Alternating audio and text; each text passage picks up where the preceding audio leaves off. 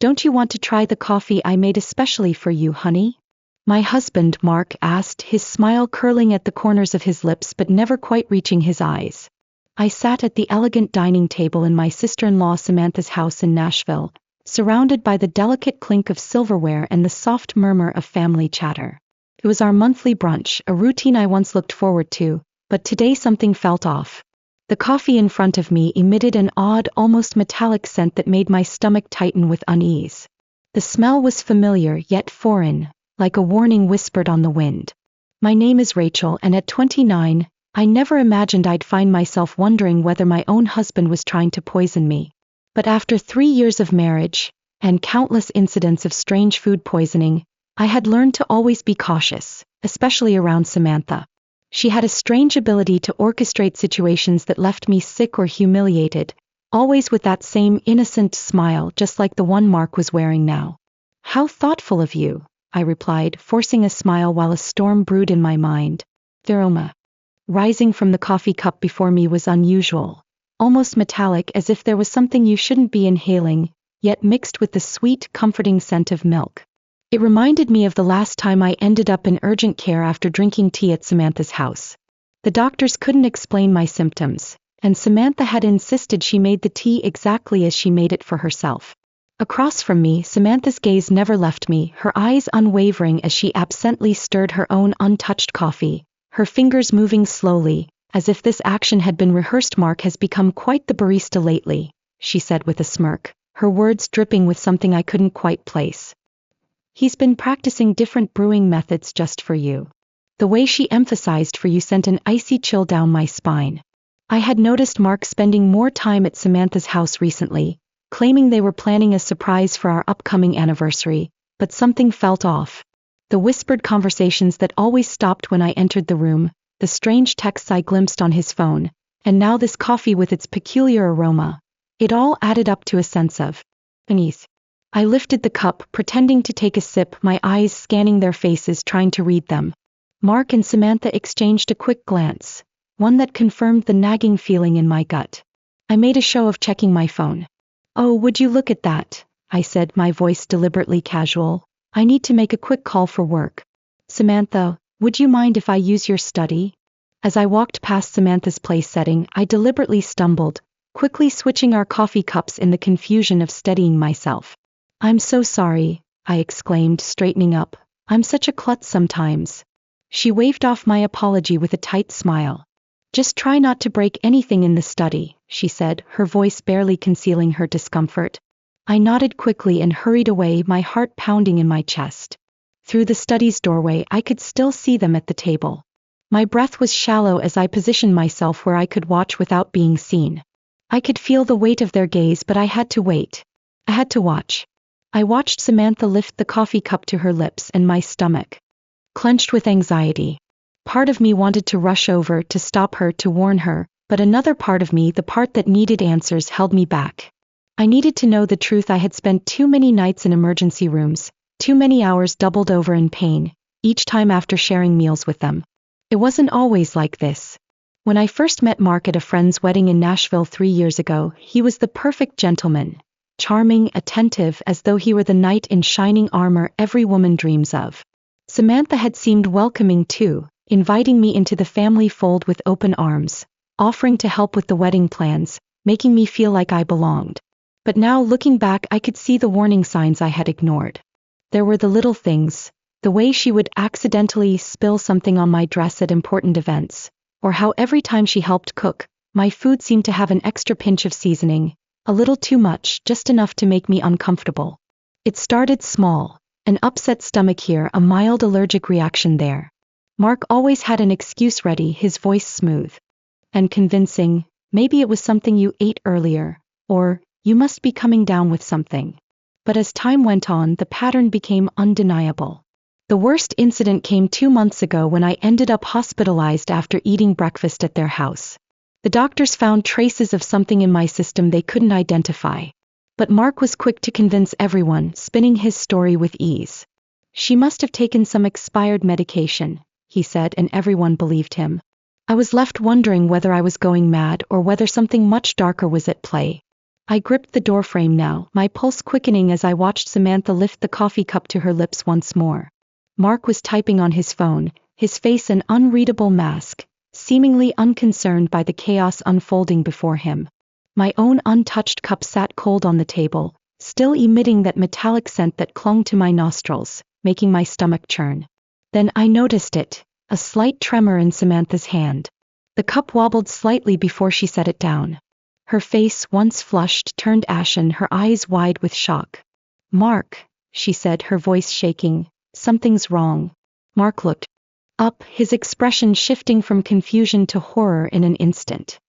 His eyes locked onto her cup, and it was as though time itself had frozen. His body stiffened, his face drained of color as he realized the cup he had prepared for me had somehow ended up in Samantha's hands. His chair scraped across the floor as he leaped up, knocking it over in his frantic haste. "What's happening next?" Mark stammered, his hands trembling violently, as though his own body couldn't believe the chaos unfolding before him. I feel." He tried to stand, but his legs failed him, his body faltering as he grabbed the edge of the table for support.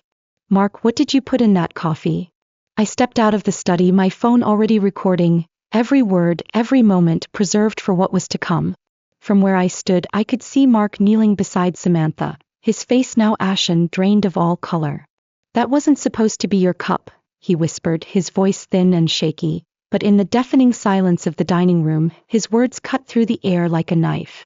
Samantha's eyes widened as she looked at him, her face contorting with fear and recognition. "Call an ambulance," she gasped, her voice trembling, before her body crumpled to the floor in a heap. "Please." "I can't."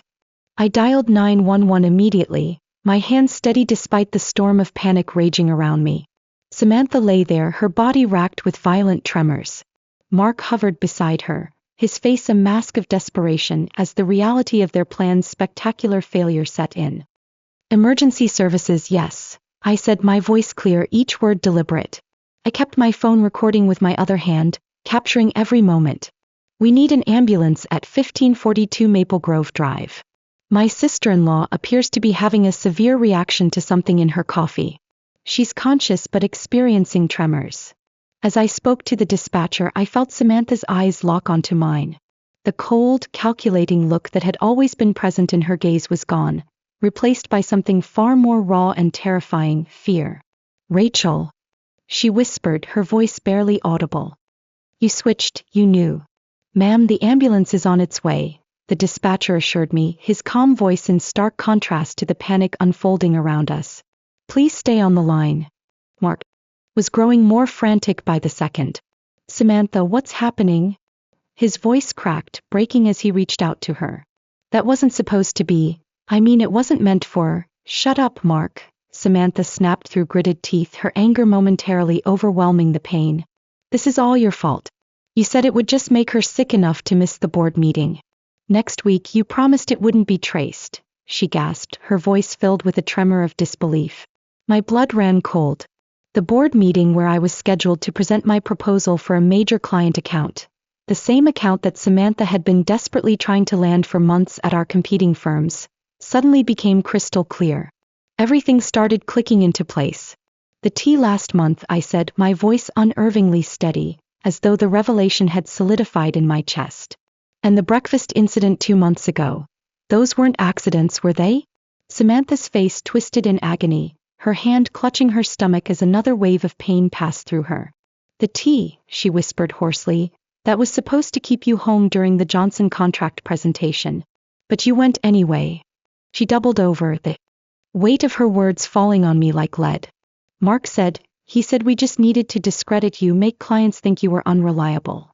The sirens outside grew louder, their sound filling the air, but it was the thudding in my chest that drowned out everything else. Mark took a step back, his body stiff as he backed away from both of us. "Nah, stop talking," he pleaded, his voice desperate. "You don't know what you're saying." Samantha spat her words out, her voice slurred slightly from the pain, but the fury was unmistakable. "I know exactly what I'm saying," she hissed. "We've been planning this for months. Ever since Rachel started outperforming me at every client meeting. You were supposed to make sure she drank it today." At that moment, the paramedics burst through the front door, and I stepped aside quickly, allowing them to take over. As they loaded Samantha onto a stretcher, I stopped recording and sent the video to my private email. Then I forwarded it to my lawyer, the weight of the evidence pressing against me like a stone. Mark stood frozen, his face draining of color, his world unraveling before him as his carefully constructed plan crumbled to dust around him. I turned to the paramedics. "I'll ride with her to the hospital," I said, my voice firm and unshaken. "After all, I need to make sure my sister-in-law gets the proper treatment." I met Mark's terrified gaze, the fear in his eyes clear and unmistakable. "And I'm sure the doctors will be very interested in knowing exactly what was in that coffee." The emergency room at Nashville General Hospital buzzed with frantic energy, doctors and nurses moving swiftly as they rushed to treat Samantha. I sat in the waiting room, my phone gripped tightly in my hand, replaying the recording of Samantha's confession over and over. The tremors in her voice, the panic in her eyes, it was all the proof I needed. This wasn't paranoia. This was reality. My heart raced, every word of the recording solidifying the terror I had been feeling for months. "Family of Samantha Anderson." A nurse's voice pulled me from my thoughts. I stood up, noting Mark's conspicuous absence. He had mumbled something about parking the car 20 minutes ago but hadn't returned. I frowned, the absence somehow deepening the pit in my stomach. "I'm her sister-in-law," I said, following the nurse through the double doors. "How is she?" "She's stabilized, but we've found concerning levels of toxins in her system," the nurse said, her face serious, all trace of professionalism replaced by a grave concern. "The doctor would like to speak with you about some unusual findings in her blood work." Dr. Elizabeth Taylor, a tall woman with graying hair and sharp, discerning eyes, was waiting by Samantha's room. "Mrs. Bennett," she said, looking up from a tablet, "could you tell me exactly what happened before your sister-in-law became ill?" I took a deep breath, pulling out my phone. "I think you should listen to this first," I said quietly, and with that I played the recording from brunch, watching Dr. Elizabeth Taylor's expression shift from professional concern to alarm as the words of Samantha's confession filled the room. "This is very serious," Dr. Elizabeth Taylor said, her voice steady but urgent as she made notes on her tablet. "The substance we found in her system isn't something that accidentally ends up in coffee. We're looking at deliberate contamination." Just then I heard footsteps behind me. I turned to see Mark appear at the end of the hallway, his face pale and slick with sweat. He had clearly overheard the doctor's words. "Rachel," he started, his voice shaky as he took a step toward me. "Let me explain." "Stay back," Dr. Elizabeth Taylor warned, her tone sharp as she pressed the nurse's call button. "Security to room 439, please." Mark raised his hands in a futile gesture of surrender, his face contorting with desperation. "This is all a misunderstanding," he stammered, his voice thin with panic. Samantha was confused, she didn't know what she was saying. "Really?" I didn't flinch. I pulled out the texts I had discovered on his phone just a week ago, the ones I had forwarded to myself in secret. "So these messages between you and Samantha about making sure I was out of commission before the Henderson presentation were just friendly conversation?" I asked, the words dripping with bitter sarcasm. His face drained of color, his eyes wide with shock, and he took an unsteady step back. "You went through my phone?" he whispered, his voice trembling. "After I found the strange things in your desk drawer?" "Yes, I did," I replied coldly, my voice steady, every word deliberate. "Turn to Dr. Elizabeth Taylor." "Doctor, I've been hospitalized 3 times in the past 6 months with unexplained symptoms. I'd like to know if they match what you found in Samantha's system today." Dr. Elizabeth Taylor's eyes narrowed as she observed the situation unfold, her professionalism undeterred by the chaos surrounding us. "We'll need to run some tests to compare," she said, her voice calm but firm. "Security will make sure your husband remains available for questioning." 2 security guards appeared, their silent authority stark against the tension in the air. They positioned themselves on either side of Mark, whose composure, carefully constructed over months, was now crumbling before my eyes. "Samantha and I," Mark stammered, his voice cracking, "we were just trying to help you slow down. You were working too hard, taking all the big clients." His words were laced with false concern, his attempt to justify their actions an insult. "Samantha said if we could just make you take some time off. By poisoning you." My voice was unwavering even as my hands trembled with fury. How long have you been doing this? Was it you who tampered with my food at the Christmas party too? Mark's silence answered for him, his guilt written in every tense muscle of his body. Behind him I could see Samantha's room through the glass. Her earlier bravado had vanished, replaced by the raw, unmistakable fear of someone who knew their schemes had finally caught up with them. Detective Harris is on her way, Dr. Elizabeth Taylor said quietly, her voice a calm anchor in the storm of tension around us. She'll want to take statements from everyone involved. I nodded, the weight of the moment sinking in like a heavy stone. The truth was finally being laid bare and there would be no turning back. Detective Harris arrived within the hour, her presence like a force of nature, commanding attention as she moved down the sterile hospital corridor. A seasoned investigator, one who specialized in domestic abuse cases, she stood like a pillar of resolve, listening intently as I played the recording from brunch and presented the damning text messages. Mrs. Bennett, she said, her voice piercing the silence as she reviewed her notes. You mentioned previous hospitalizations. Can you tell me more about those incidents? I pulled out my phone once more, opening the detailed document I'd been meticulously keeping for months. The first time was in February after a dinner at Samantha's house. I had severe stomach pains and dizziness. The second incident was in April with the tea. And then in June after breakfast with them, I said, my voice unwavering. Each time the symptoms were hauntingly similar, yet just enough different that the doctors were unable to pinpoint the cause. The detective's eyes narrowed as she studied the log, dates, symptoms, and circumstances, each entry like a puzzle piece coming together. And you've been keeping records all this time? She asked, her tone sharpening with understanding. I noticed the pattern, I replied, my words deliberate as if speaking the truth had a power of its own. I hesitated for only a moment before pulling out a second phone from my purse, the backup I had started carrying with a new number.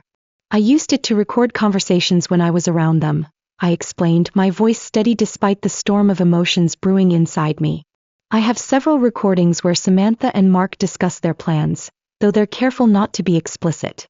But in one recording, Samantha's voice came through loud and clear. The Henderson account is worth millions, Mark, we can't let her destroy everything we've built, Samantha hissed, her voice dripping with venom. Just stick to the plan. A few days of illness should be enough. Her words, chilling and cold, were a promise of something far darker. I've got something stronger this time, she continued, her eyes gleaming with cold calculation. She won't make it to the presentation. Detective Harris's gaze sharpened, like a blade catching the light. She stood firm, her presence as unyielding as the walls around us. Through the hospital room window, I caught a glimpse of Samantha, now awake, her earlier bravado replaced by a raw fear that seemed foreign to her. The hospital is running toxicology screens, Detective Harris informed me, her voice calm but with an edge that cut through the air. Dr. Elizabeth Taylor has already identified several substances that don't belong. We'll need samples from your home as well. Suddenly, a commotion broke the silence. Mark's voice rang out, desperate and frantic as he argued with the security guards down the hall. I need to speak with my wife, he shouted, his tone pleading yet empty. Rachel, please, you don't understand. We were just trying to protect you. Detective Harris stepped forward, the air thick with authority. Mr. Bennett, you're not helping your case, she said firmly, her voice cutting through his panic. We've already found evidence of premeditation. Mark let out a hollow laugh that echoed through the sterile corridor, as if trying to deflect the crushing weight of the truth. We were just trying to slow her down.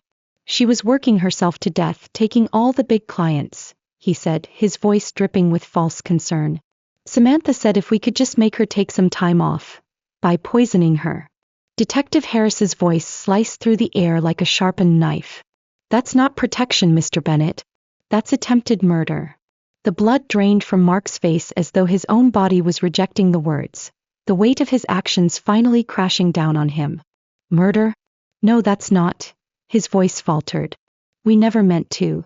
Then what exactly did you mean to do? I asked, my tone unnervingly calm, as if the storm inside me had somehow found a strange stillness.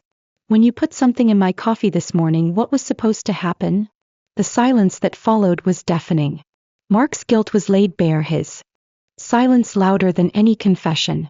Behind him, I could see Samantha watching through the hospital room window, her face a mask of fear. A fear so pure it was almost tangible, mingling with the remnants of her cold, calculated expression. It was the face of someone who knew their schemes had finally unraveled, their carefully constructed world collapsing around them. I wondered if she was trying to figure out how to spin this, how to turn months of systematic poisoning into some twisted tale of misguided care, as though her actions were anything but malicious. "We'll need both of their phones," Detective Harris told the security guards, her voice calm but laced with authority. "And I want officers posted at both doors. Nobody leaves until we get the toxicology results." As the words settled in the air, I couldn't help but feel a strange sense of relief. Relief that the truth was inching closer, yet dread at what that truth would reveal. Dr. Elizabeth Taylor entered Samantha's room, a tablet clutched tightly in her hand, her expression grim as she reviewed the test results. Detective Harris and I followed, while Mark remained outside with the guards, his fate sealed by his silence. Samantha tried to sit up straighter in her bed, her body trembling with the aftershocks of whatever poison had ravaged her. But the tremors hadn't completely subsided, and her face was ashen, a hollow reflection of the woman who had once orchestrated it all. "The toxicology report shows elevated levels of several substances," Dr. Elizabeth Taylor announced, her voice clinical, almost detached from the gravity of the situation. "Most concerning is the presence of a particular compound that's typically used in pharmaceutical testing. It's not something the general public should have access to." Samantha's face paled further, the color draining from her skin as she whispered, "That's impossible." Mark's voice broke through the tension, desperate. "It was just something to cause mild symptoms." Mild symptoms. Detective Harris interrupted him, pulling out her notebook. "Like the ones your sister-in-law experienced over the past 6 months?" The door opened then and another detective entered, holding an evidence bag. "We found these in Mr. Bennett's office desk at the Anderson marketing firm," the detective reported, presenting several small bottles with clinical labels, along with detailed notes about dosages and reactions. The weight of it hit me like a freight train. My knees nearly buckled under. The weight of the revelation as I realized the full scope of their plan. "You were documenting everything," I said, my voice a whisper of disbelief, "like some kind of experiment." "It wasn't like that," Samantha protested, but her voice wavered, faltering under the weight of her guilt. "We just needed to track what worked. The first few attempts weren't effective enough. You kept showing up to meetings anyway, so we increased the dosages." Detective Harris concluded, examining the bottles, her words cutting through the air like a blade. "Did you know these substances could be lethal in higher concentrations?" The room fell silent, thick with the gravity of her statement. Mark, still visible through the window, sank into a chair in the hallway, his head buried in his hands, the weight of their scheme crushing him. "The Henderson account," I said slowly, the pieces of the puzzle clicking into place with a chilling clarity. "It wasn't just about that presentation, was it? You needed me out of the way permanently because the client specifically requested me as their lead." Samantha's face contorted with a mixture of anger and fear. "You were ruining everything. I built that client portfolio for years, and then you show up and suddenly everyone wants to work with you instead. Mark said he could fix it by killing me." The words hung in the air, thick with accusation, suffocating all else. "We weren't trying to," Samantha started, but Dr. Elizabeth Taylor cut her off, her voice as sharp as the truth itself. "The concentration in the coffee you drank today," she stated, looking directly at Samantha, "was significantly higher than previous samples we've analyzed from Mrs. Bennett's earlier hospital visits. If she had consumed it, the outcome would have been severe, possibly fatal." Detective Harris turned to the other officer, her words cold and final. "We'll need a full warrant for both their homes and offices and contact the pharmaceutical company listed on these bottles. Find out how they obtained these substances." Samantha slumped back against her pillows, the fight draining from her face, her spirit defeated. "It wasn't supposed to go this far," she whispered, the weight of her regret more suffocating than the poison they had used. "Mark kept saying we just needed one more try."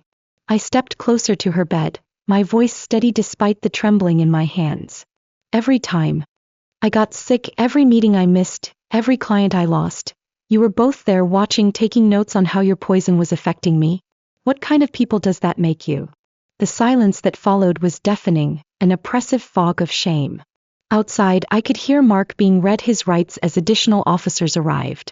Samantha stared at her hands, unable to meet my gaze. "Detective," I said, turning away from my sister-in-law, the words bitter on my tongue. "I'm ready to make my formal statement now," I said, my voice steady despite the storm raging inside me. The trial lasted 3 weeks, but to me it felt like an eternity. I sat in the courtroom each day, watching as the prosecution meticulously unraveled their case against Mark and Samantha. The evidence was suffocating, undeniable. The bottles from Mark's office, their detailed notes on each poisoning attempt, the recorded conversations and text messages outlining their twisted plans. What struck me most was their demeanor throughout the proceedings. Samantha, always so polished, so confident, now appeared small, diminished in her defendant's chair. Mark couldn't even bring himself to look at me, his gaze locked on the floor as the expert witnesses methodically described the potentially lethal effects of the substances they had been using. Dr. Elizabeth Taylor's testimony was particularly damning. She presented a comprehensive analysis, showing how they had gradually increased the dosages over time, a cold and calculated strategy that clearly demonstrated their intent to cause grave harm. The pharmaceutical company representative confirmed that Mark had stolen the compounds through a college friend who worked in their research department. The defendants showed a calculated pattern of behavior, the prosecutor argued in her closing statement. This wasn't just corporate sabotage, it was a systematic attempt to harm Mrs. Bennett, a deliberate escalation that could have resulted in death. When the verdict was finally read, I felt no joy, only relief. Both Mark and Samantha were found guilty on multiple counts, including attempted murder and conspiracy. The judge's words echoed through the silent courtroom.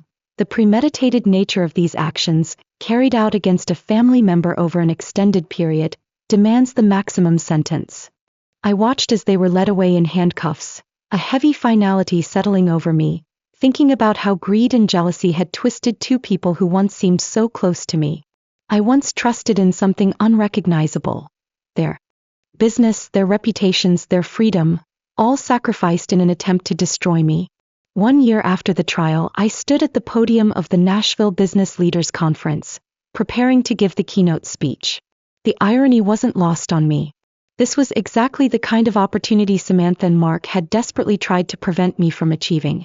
The Henderson account, which they had been so eager to steal, had led to several more major clients, establishing me as one of the top marketing executives in the region.